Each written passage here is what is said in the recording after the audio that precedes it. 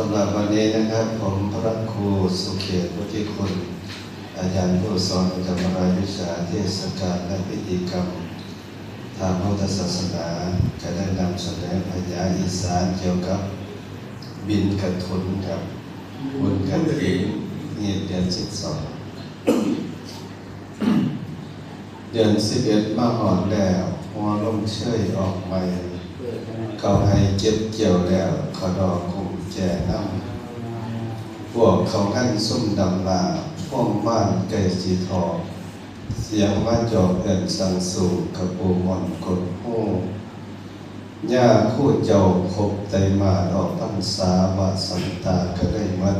ปลูกหมูปลูกป่าในห้องตอนดึกขอนดาวสุนทรขอดเงียงเสียงนกเขากอกห้องเตือนเอินเสมงป่าสัตว์พุทธาพากันหาวหากินน้ำทางเรียบหากินกุ้งแลเหนียวตามแท่แต่สิท่าเข้ามาพากันสร้างกระถินแห่พ่อแต่แห่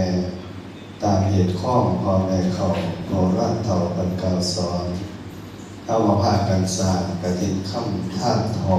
เสร็จแล้วจึงล่องทองกวงเอาเข่าขึ้นเสล่านี่ละเป็นเหตุเข้าตั้งแต่เก่าปากปฐมเป็นบรมพุทธการได้กล่าวมานั่นแล้วเป็นคำสอนหลวงพุทโธเจ้าพระโคดมปฐมกรบ่ทะเลาะเลิกมาแต่ทำแท้สู่พ่ายผมพระครูสุเขตพุทธิคุณ